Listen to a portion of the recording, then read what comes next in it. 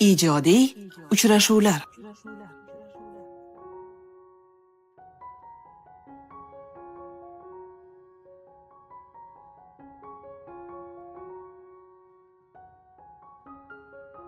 Eshittirish taqdimoti bilan studiyada jurnalist Sayyora Husanova. Assalomu alaykum.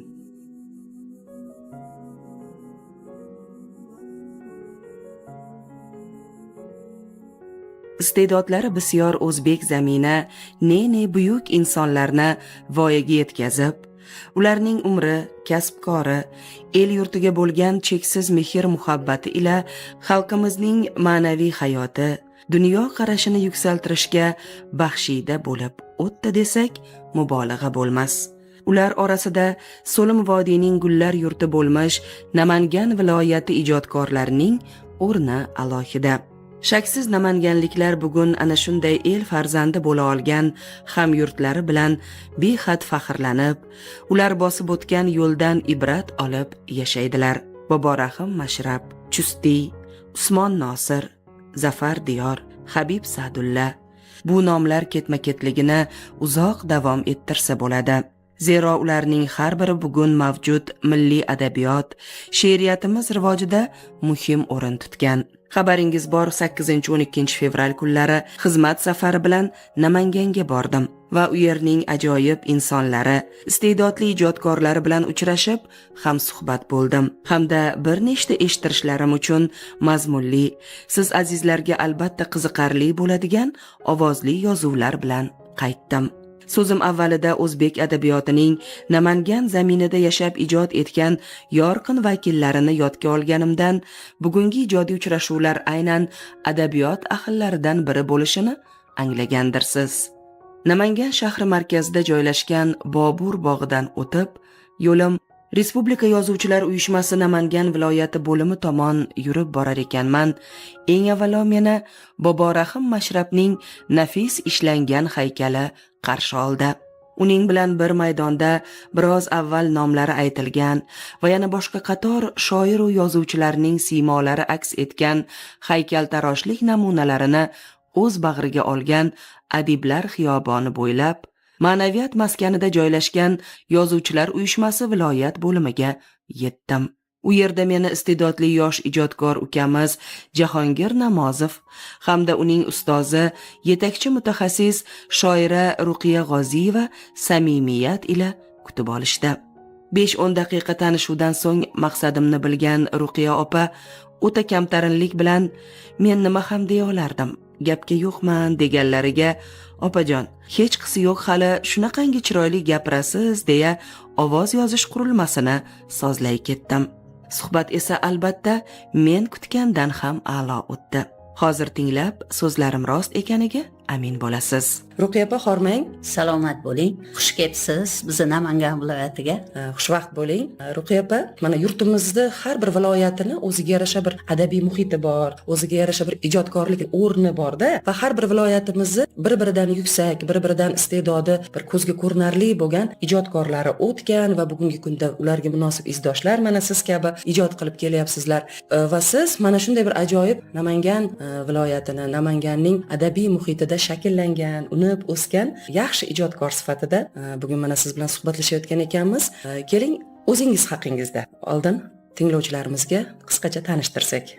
Men bir necha yildan beri mana shu Namangan viloyati Yozuvchilar uyushmasi viloyat bo'limida mehnat qilaman. Mana shu Mashrab izlari qolgan bu dargohni juda ham yaxshi ko'raman va o'sha Mashrabni ijodiga juda qiziqishlarim bisyor va uni yo'lidan borib men ham shu aruz vaznda ijod qilib kelaman.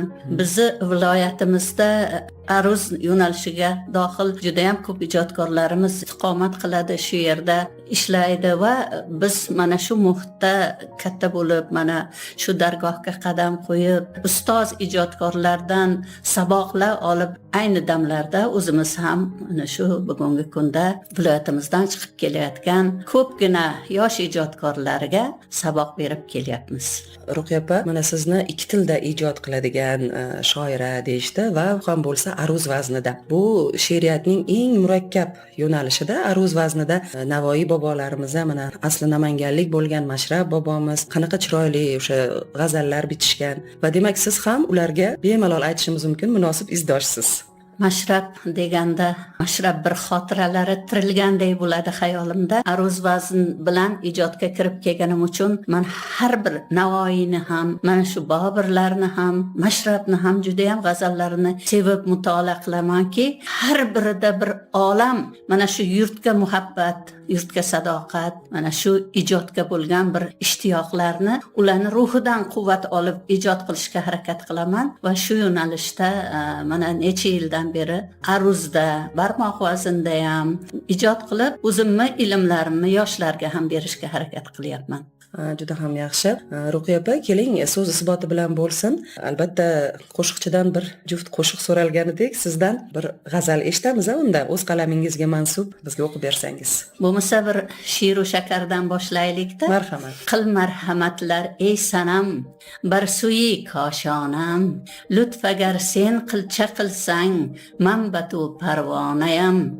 Dil to'la g'am g'ussaye kim, qissayi shab shud ado, bu nechuk tundir menga, har shom sahar giryonayam.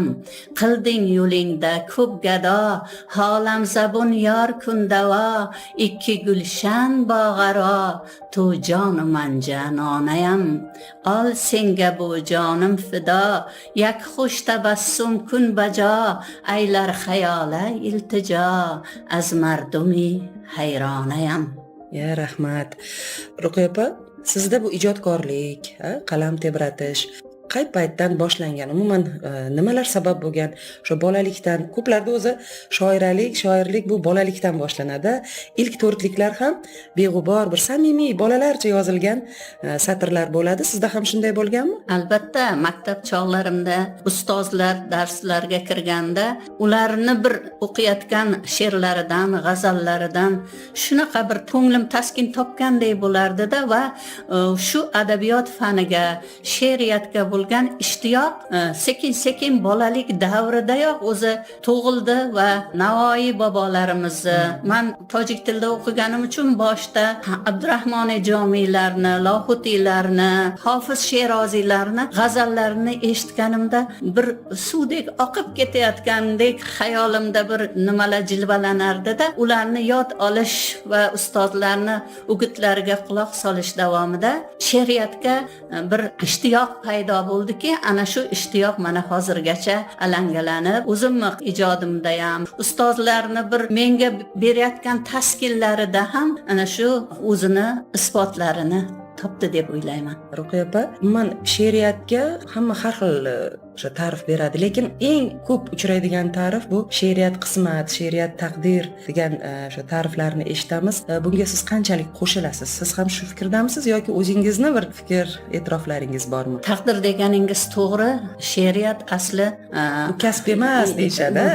Yo'q, kasb emas u, lekin bu dard, bu shirin dard. Bu vatanni dardi, bu mana shu yurtni dardi deb o'ylayman-da. Shunga o'zim ham iqror bo'ldim. Chunki yillar davomida men bir shifokor bo'lishni orzu qildim. Kutubxonashunoslik bo'limida o'qidim, kutubxonada ishladim. Baribir ijod o'zini domiga tortib, nihoyat O'zbekiston Yozuvchilar Uyushmasi Namangan viloyatiga kelganimcha mana hozir 20 yilga yaqin shu dargohda xizmat qilyapman va bundan juda ham xursandman. Mana shu vatanga, mana shu yurtga, mana shu yurtni xalqiga xizmat qilayotganimdan boshim osmonga yetgudek xursandmanki, bu xursandchilikni men doim satrlarimda, she'rlarimda vatan ishqini kuylayotganimda ta'riflarga singdirgim keladi va singdirishga harakat qilaman. Keling unda ana shu ruhdagi vatan madhi bir namoyon bo'lgan she'rlaringizdan ham eshitsak.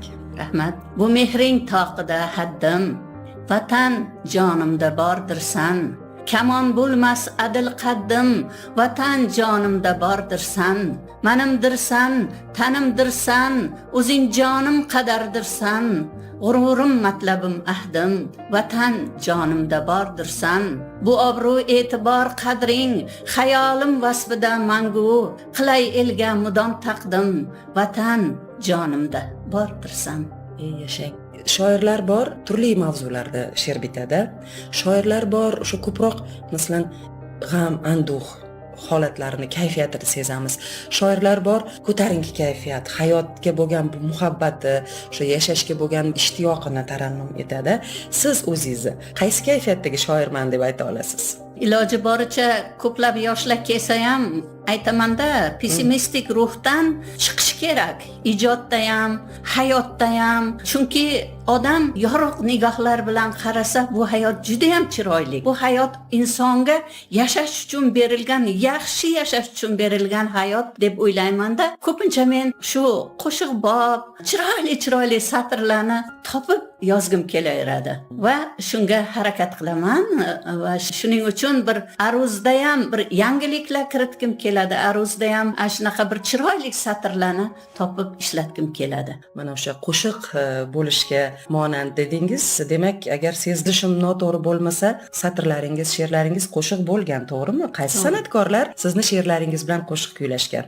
Respublikada Abdujabbor Latipov, Namanganda o'zimizda O'rinboy aka Nuraliyevlar aytgan va hozirgacha mana shu o'zim tug'ilgan qishloq deymiz, Namangan tumanida ko'plab xonandalarimiz shu meni qo'shiqlarimni hozir ham aytib kelishadi.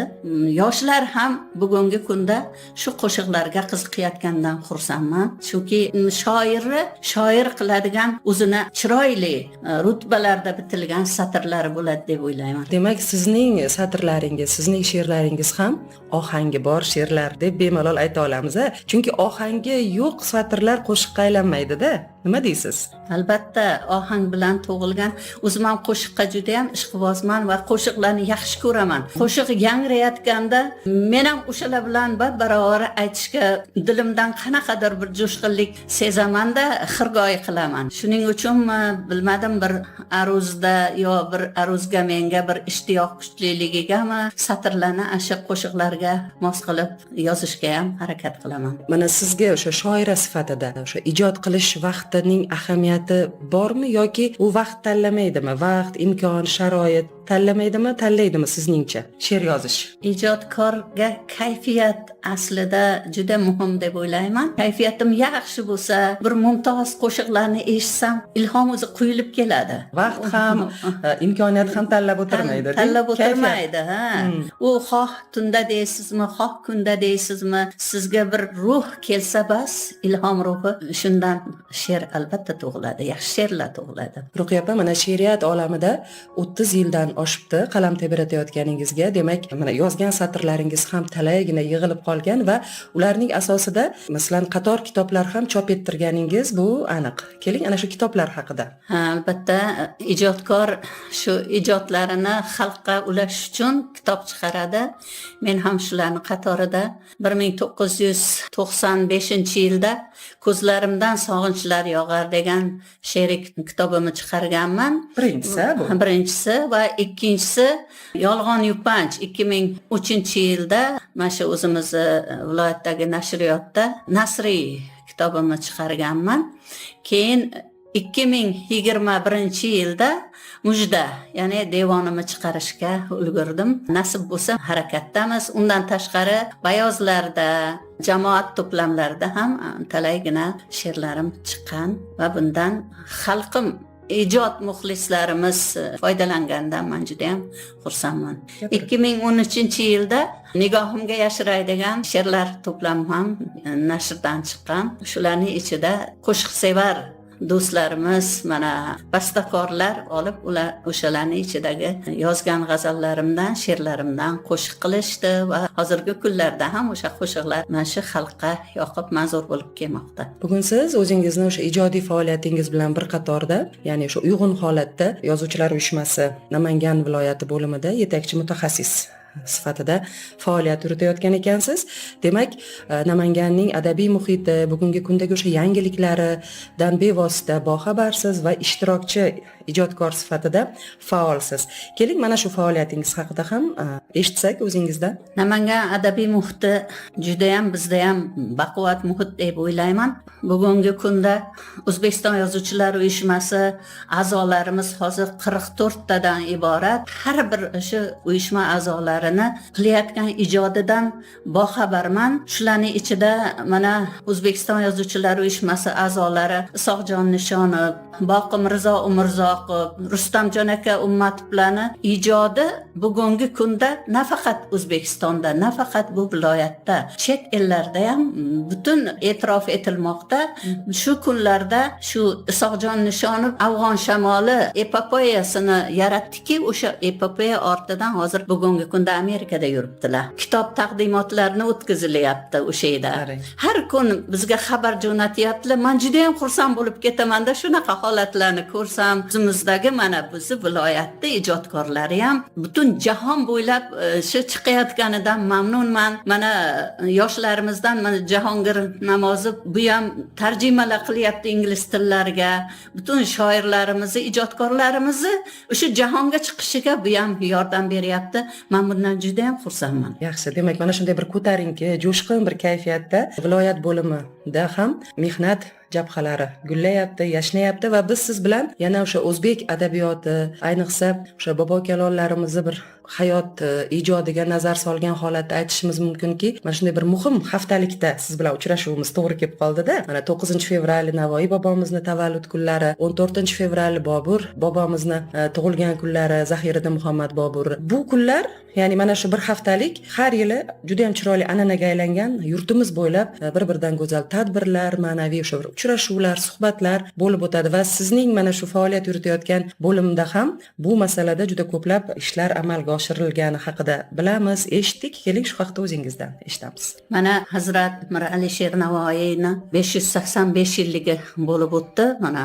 san'at maktabida, o'zimiz viloyatdagi va madaniyat maktablarida mana har bir uyushma a'zolariga vazifa berdik.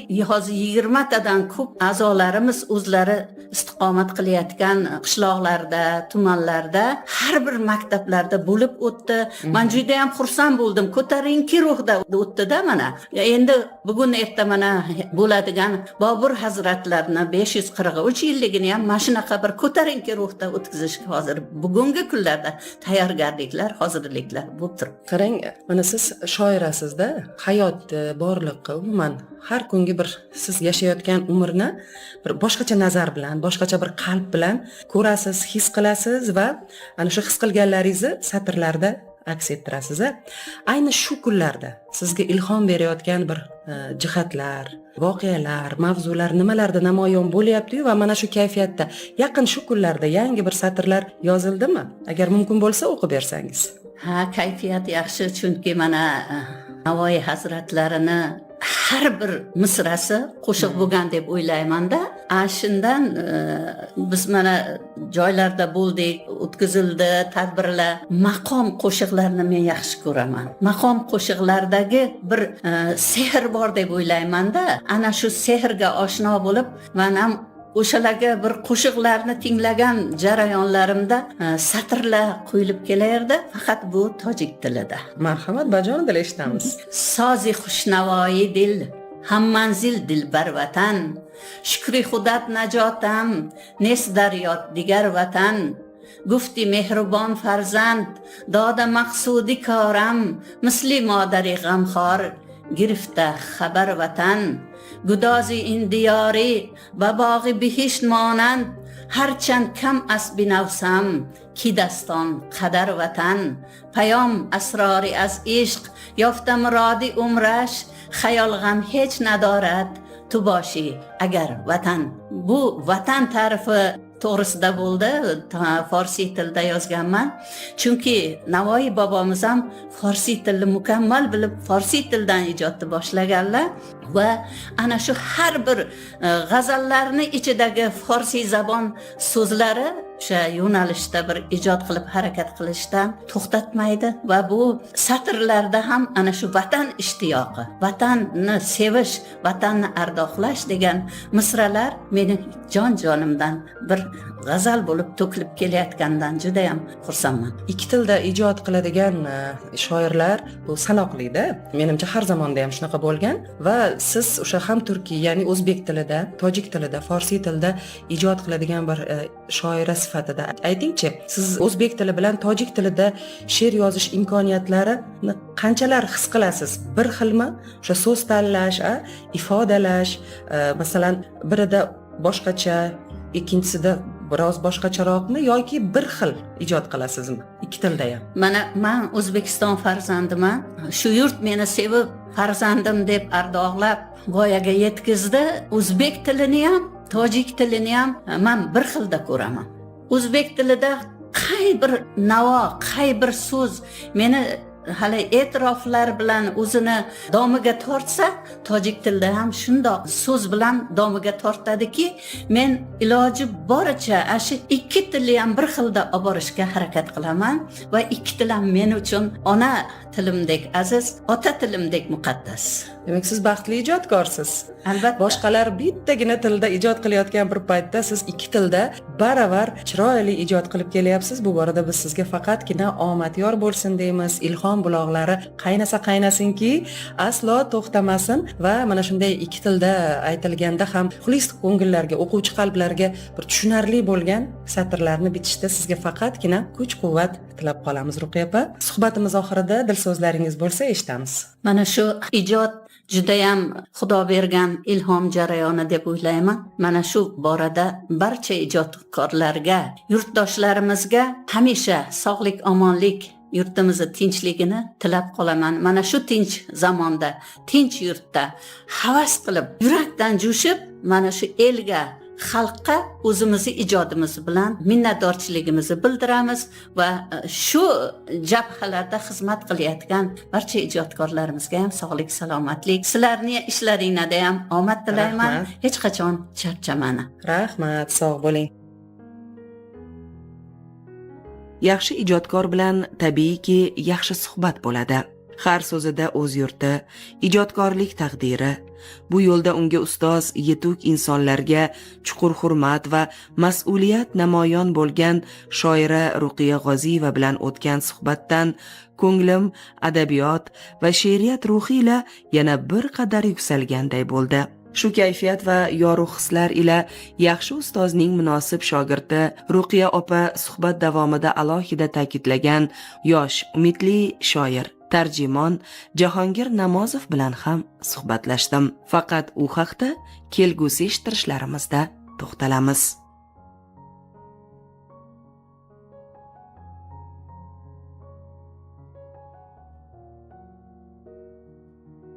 Ijodiy uchrashuvlar.